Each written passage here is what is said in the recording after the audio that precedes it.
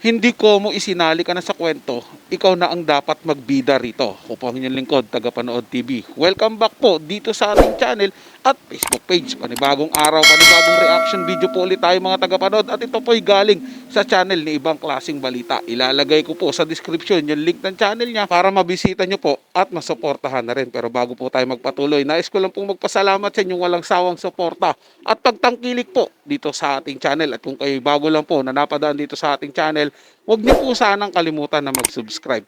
Hit nyo na po notification bell para lagi po kayong updated sa mga bago pang video na ating ilalabas.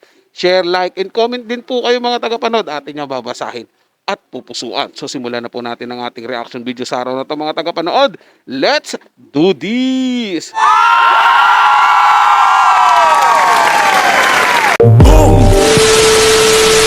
So yun po mga kabiyaya, mga kuwela, isang mabiyayang araw po sa ating lahat. So hello po sa mga kadaver kids natin dyan na patuloy na sumusuporta kay Jay Guevara. Hindi ko na kayo maisa-isa, ha? So yun at eto, grabe talaga itong pag-uusapan natin ngayon. Ito, hindi to prank, ha? No, hindi po ito prank. Hindi ito biro, no? Kasi ito po itong issue na to na inilabas, no? Itong issue na to, matagal ko na ho itong alam. Eh nga lang syempre iniisip ko po yung kapakanan ng TBJ, no? Ang kapakanan nila kasi sandamakmak na nga yun ng babash, tapos mababash pa ulit.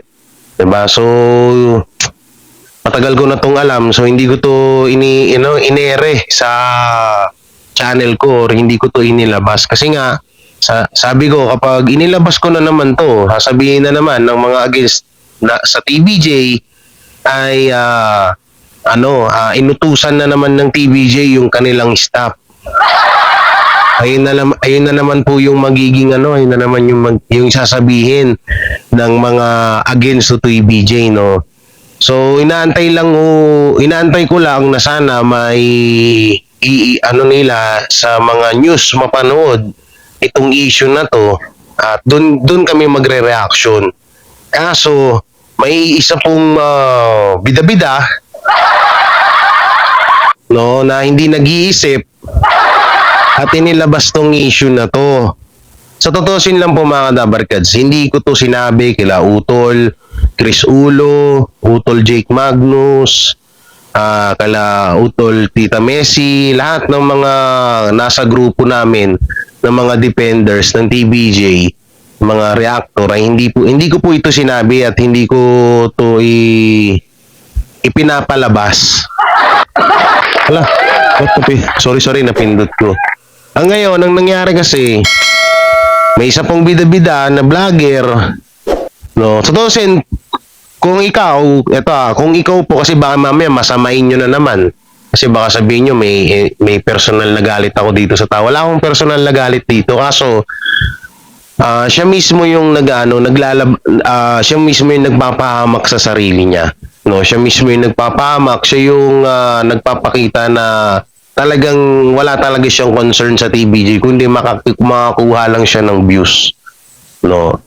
Yun lang, sino po kaya ang tinutukoy dito, no, ni Idol Jay Guevara? Kaya sabay po nating tutukan to at tapusin po yung video na to mga tagapanood para mahulaan po natin at malaman po natin kung sino tong vlogger na to na bida-bida na parang pakiramdam ko po ay magpapahamak po hindi lang sa kanyang sarili kundi ipapahamak din po ang TBJ. Eh, kaya nga po ako mga tagapanood, ito yung sa akin Defender po ako ng TBJ, pero hindi po ako nangunguna dun sa issue nila. Hindi po ako rumerekta doon kung ano may nakikita ko sa kanila. Hindi po.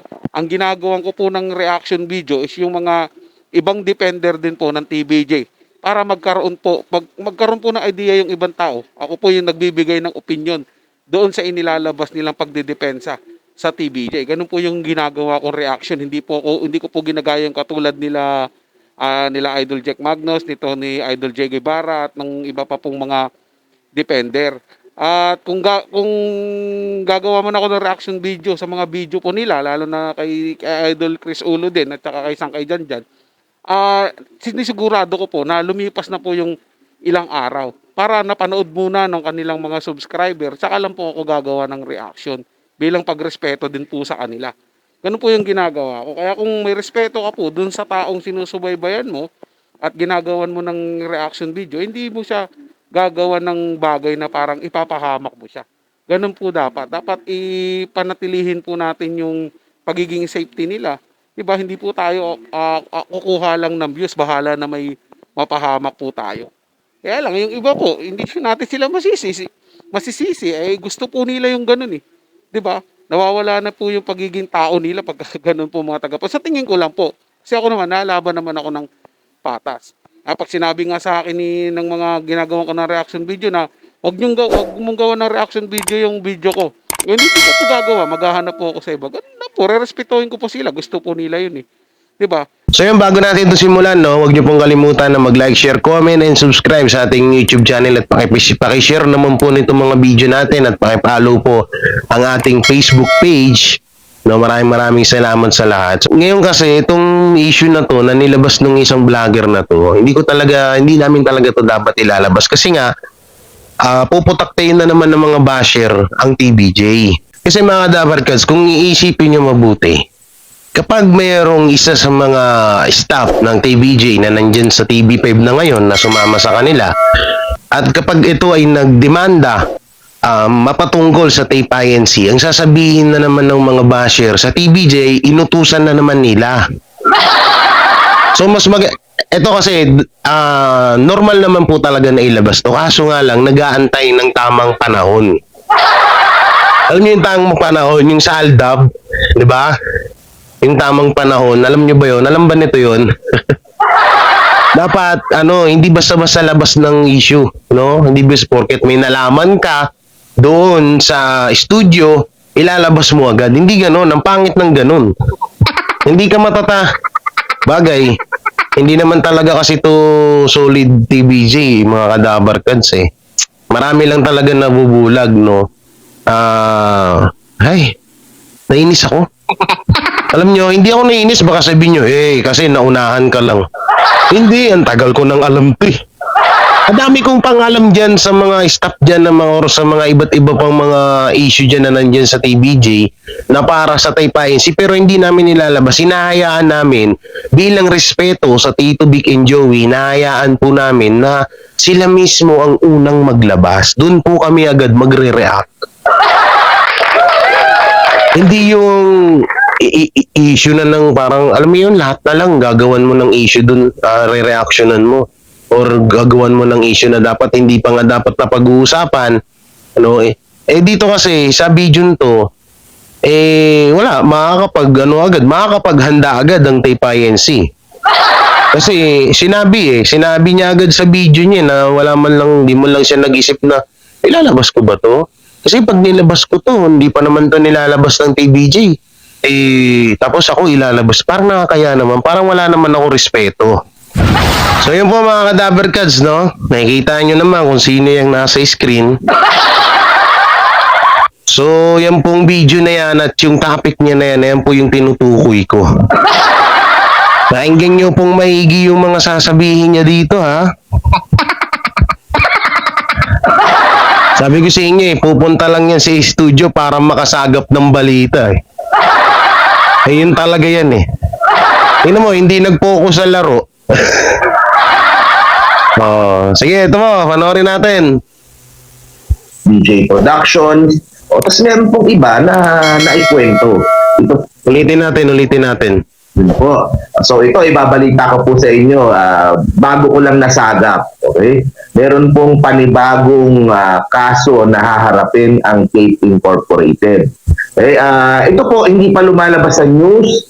Wala pang nakaka-pick up na media o vlogger. Wala pa ako nakikita. Okay? Ito po ay nalaman ko lang nung pumunta po ako sa TV5 na studio.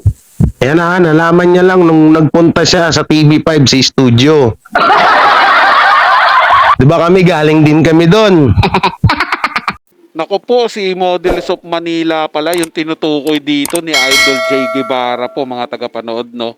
Pero bago po tayo magpatuloy, mga tagapanood, kung gusto nyo pong panoorin ito ng tuloy-tuloy at wala pong putol-putol, bisitahin lang po ang channel ni Ibang Klaseng Balita para mapanood nyo po ito ng dire-diretso na hindi po kagaya ng ginagawa ko na pinuputol po dahil reaction video nga po ito. So yun nga po mga tagapanood, no, pagka masiselang bagay po dapat, ay binibigay po ito dapat sa maayos na authority. Ang mas may otoridad po dito, ha, mga tagapanood, yung AAT po, yung TBJ po, kasi empleyado na po nila ngayon yun eh. 'Di ba? Dapat sila muna ang gumawa ng legal action, antayin mapabalita sa media, tsaka na po nag-react yung mga vlogger at gumawa po sila ng hiwalay na reaction video. Kasi kung siya po yung mauuna ng ganyan, tapos wala pang na-file na kaso sa DOLE, di makakapaghanda po yung kabila, hindi po masusurpresa. Parang ang labo naman po ng mga tagapanood, binisto niya yung plano ng mga dating empleyado ng Tape Inc. na gustong magpadole. Di ba po, di magkakaroon nga po talaga ng pagkakataong salagin yung mga ibinabato sa kanila. Di ba, nang mabilisan, kada tanong mo may sagot. Wala na po, napaghandaan na po eh. Sablay po yung ginawa dito ni Models of Manila para sa akin mga tagapanood. Napaka-sablay po. Napangunahan mo yung management ng AAT, ng TVJ Production, empleyado na po nila yun. O, sabi na natin trabaho na sa TV5, o di dapat yung pamunuan ng TV5 ang bahala doon. Hindi po siya. Kaya po pala tinawag siya na bida-bida ni Idol J. Guevara. Naku po, napakasablay po rito. Parang binigay niya po nga talaga ng pagkakataon yung kalaban na makapaghanda. At parang pinapakita niya po dito mga tagapanood na talagang hindi siya talaga defender ng AAT, ng TBJ. Kung hindi man po siya dalawahan, kabilaan, ang sinusuportahan niya po talaga yung Pick Bulaga at ano lang siya, tagabigay siya ng info doon sa Pick Bulaga galing sa AAT. Hindi po ba mga tagapanood? Dahil yun po yung basa ko sa kanya, dahil sa ginawa niya. Dapat hindi po talaga ganun mga tagapanood.